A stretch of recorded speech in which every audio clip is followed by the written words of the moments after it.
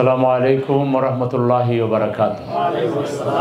আলহামদুলিল্লাহি রাব্বিল আলামিন ওয়াসসালাতু ওয়াসসালামু আলা রাসূলিল কারীম ওয়া আলা আলিহি ওয়া সাহবিহি আজমাইন।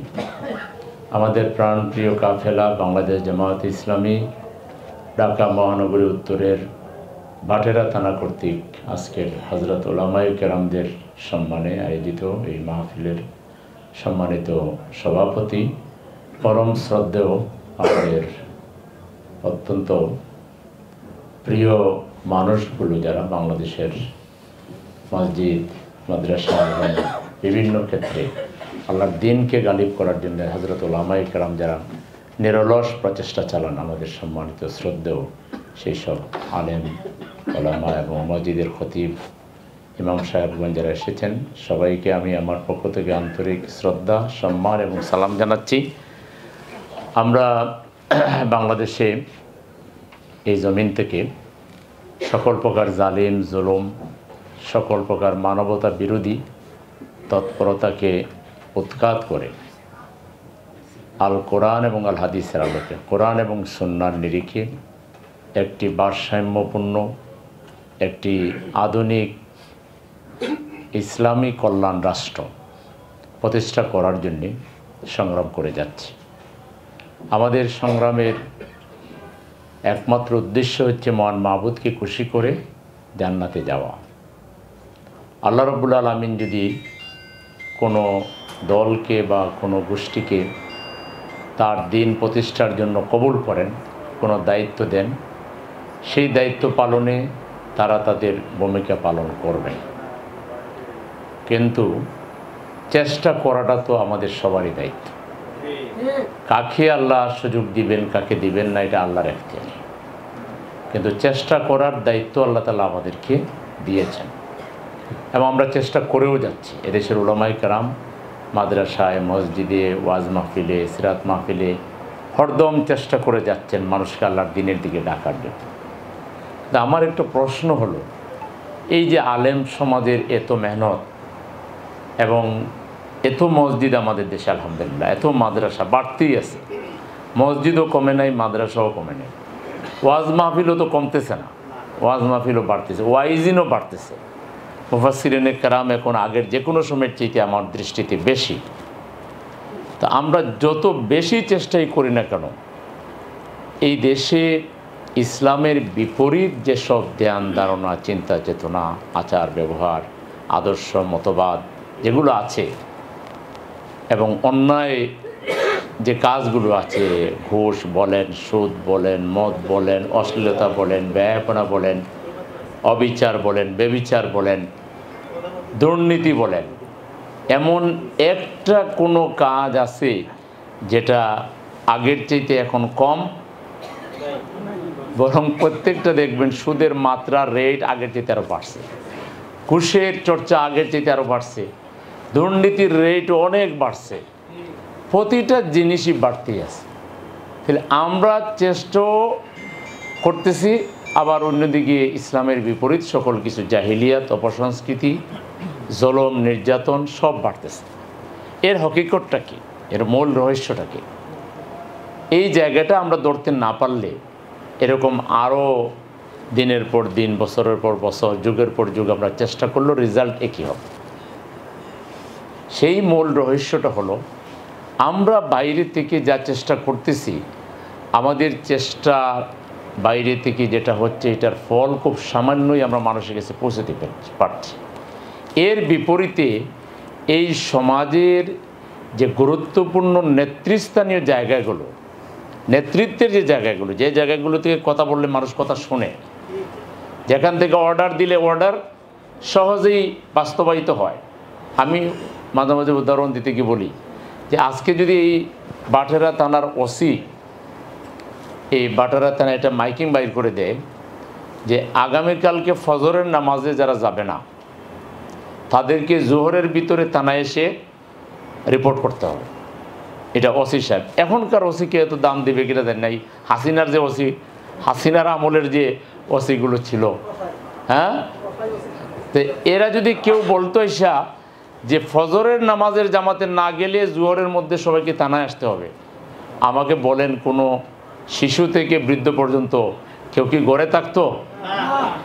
ওযু না থাকলেও নামাজের একটা জায়গা বান করতে, এবং হিন্দুরা পর্যন্ত চলে যেত, যে না জানি আবার আমাদেরকেও পাকড়াও করে ওখানে আশেপাশে ঘুরাই, মসজিদের আশেপাশে যে ঘুরে বলবো যে আমরাও ছিলাম নামাজ। এটা কারণ কি? কারণ সবাই জানে যে ওসি যেটা বলছে, ওসির একটা পাওয়ার আছে। ওসি ফোর্স পাঠাইলে অ্যারেস্ট করে নিতেও পারবে, এবং সেখানে যাইয়া রিমান্ডও নিতে পারবে, ডান্ডাবিড়িও পড়াইতে পারবে, এবং বউ বেজাল করতে পারবে। তার চেয়ে বাবা নামাজ পড়লে তো এমনি সব, তাহলে ওইদিকে কাছাকাছি যাইয়া কিছু করি। ওসি বললে এটার গুরুত্ব যেভাবে হবে, আপনি মসজিদের ইমাম সাহেব বললে সবাই জানে মসজিদের ইমাম সাহেব হইল আল্লাহর ওয়াস্তের ইমাম সাহেব, ওনার কথা শোনা আমাদের জন্য ফরজ না। শুনলে শুনলাম, না শুনলে না শুনলাম, এটার কোনো বাধ্যবাধকতা নাই। কিন্তু ওসি বললে, ডিসি বললে, প্রশাসনিক কর্মকর্তা বললে, বা সমাজে যেমন ইউনিয়ন কাউন্সিলের মেম্বার বললে, কিংবা ওয়ার্ড কাউন্সিলর বললে, কিংবা মেয়র বললে, এমপি বললে, মন্ত্রী বললে, এটার গুরুত্ব এই কারণে পায় কারণ এরা হলো সমাজের ক্ষমতা যেখানে আছে, এই ক্ষমতার জায়গাগুলো তারা নিয়ন্ত্রণ করে। আপনি আমি যেহেতু চেষ্টা করতেছি, আমরা ক্ষমতার জায়গায় নাই। ক্ষমতার জায়গায় কি আছে? যারা দিন জানে না, ইসলাম বোঝে না, যারা আল্লাহ যে দিন দিয়েছেন এটাই যে মানা ফরজ মুসলমান হিসাবে এটা জানে না, বরং এই দিনের বিপরীত অন্য দিনকে আল্লাহর মুখোমুখি আল্লাহর সামনে চ্যালেঞ্জ হিসেবে ছুড়ে দিয়েছে। আল্লাহ বলেন না ইন্না দীনা ইনদাল্লাহিল ইসলাম, আল্লাহর পক্ষ থেকে মনোনীত একমাত্র দিন কোনটা?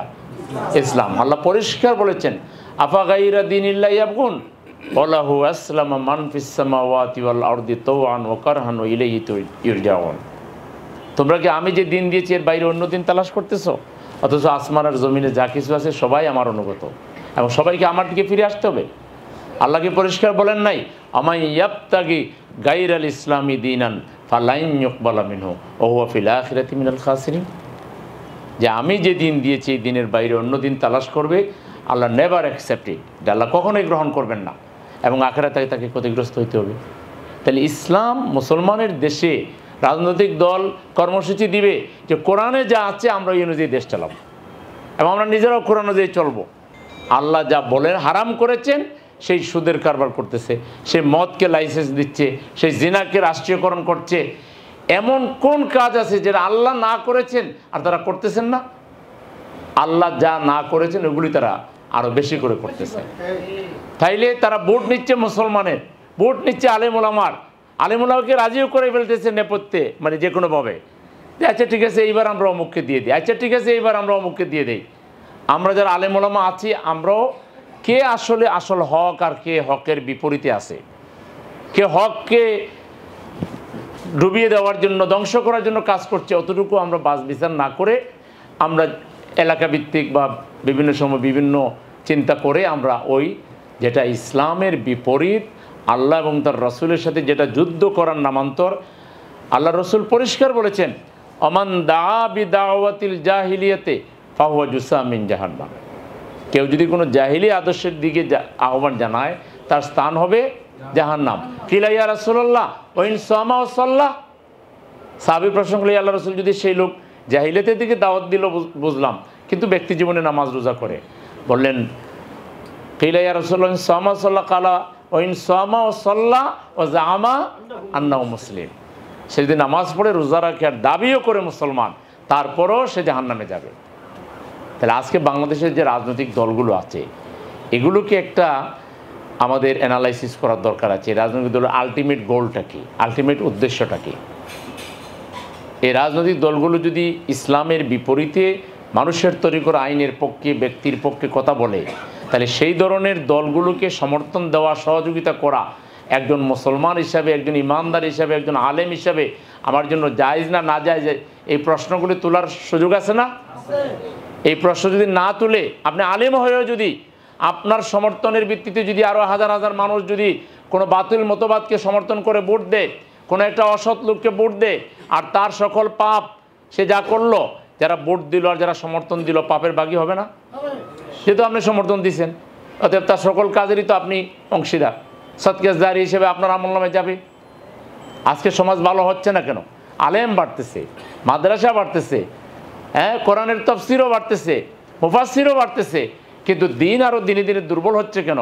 কারণ ক্ষমতার জায়গায়, নেতৃত্বের জায়গায় আলেমরা নাই, তাকওয়াওয়ালা মানুষরা নাই, আল্লাহওয়ালা মানুষরা নাই।